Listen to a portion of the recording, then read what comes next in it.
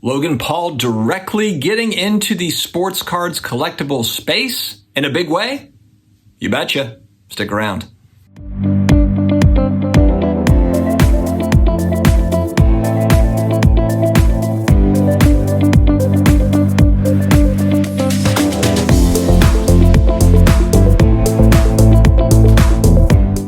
Hello to all my sports card collectors, investors, all of my collectibles friends. How are you doing? It is another glorious day and we are back with another video. If you're new here, please hit that subscribe button, the likes, the notifications, all of the buttons. Guys, I need your help trying to get up to 15,000 subscribers, and we are crawling along like Frodo trying to get to the top of Mordor. Is that what it was, where he throws the ring in the fire? Anyway, you get the point. We need your help. Invite 700 of your best friends to subscribe to the channel so we can get over the hump. Also, connect with me on IG at SportsCardDad, and I'm also on Twitter, the SportsCardDad. A company that I ran into and talked to some of their folks at the Mint Collective. They were set up there at the Mint Collective, and it is Liquid Marketplace. Liquid Marketplace, a platform for collectors to buy, sell, and trade fractions of rare collectibles with tokens on the blockchain.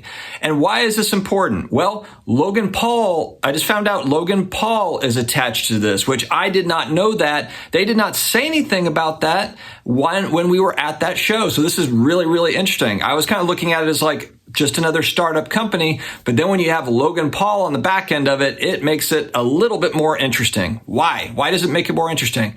Because he's got 25 million YouTube subscribers. This is the first time, at least that I've heard, where you have someone big like Logan Paul that could potentially be aggressively promoting, like Prime Drink or whatever he's got on his channel, this marketplace, Liquid Marketplace. And if that is the case, I mean, this is massive influencer marketing. I'm assuming that Logan Paul is an investor.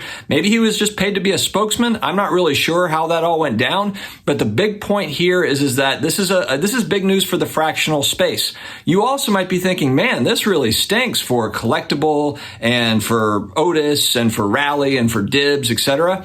I would actually argue against that. I would argue that this is going to get more eyeballs on the fractional sports card space, which I know if you're a traditional sports card collector, this is a fairly new, well, it's very new. It's not fairly new. It's very new. And a lot of people just aren't into it. The same with blockchain, NFTs, and all that stuff.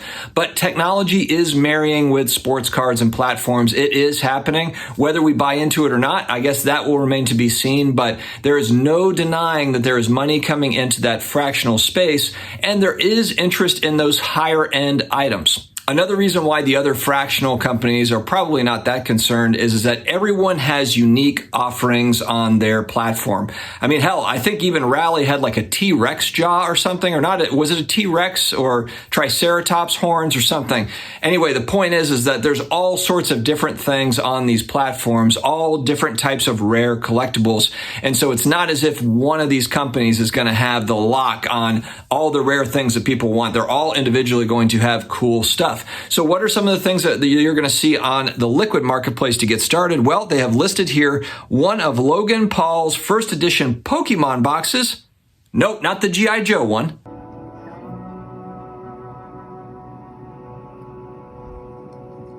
We all got duped. A PS8 Pikachu Illustrator, and a PSA8 2009 one-of-one MJ Auto patch.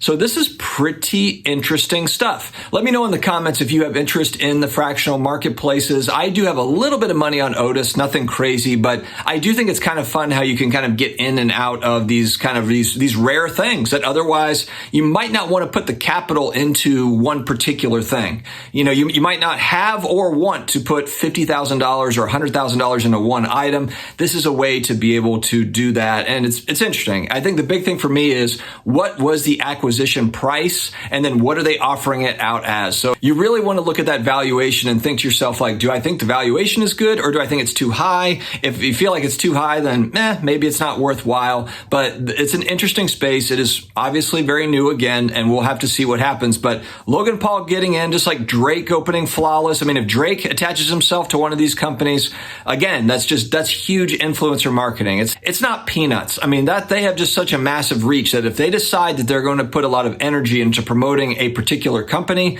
it's going to matter. Let me know in the comments if you are involved in the fractional space, having success, having failures, and what your overall thoughts. All right, secondly, I wanted to point out actually somebody that I follow on Twitter, a woman in the hobby, Suze, and at Twitter, her handle is Yanks Chick. So YANX Chick, CHICK. I noticed that she has a card chat blog that she has out. I thought it was a really good write-up, and so I wanted to bring attention to it. It is news stuff, so Suze has news, and she is providing really, really good news there. And if you are somebody that likes the written word, that likes the blog style, because there's YouTube videos, there's podcasts, the blogs, there's a lot of options out there, and so I wanted to point to this one in particular. Suze has worked at Topps and I believe a couple other industry companies. Anyway, she's been in the sports card market for an extended period of time. She knows her stuff. And so definitely go check her out on Twitter at Yankschick and check out her card chat blog.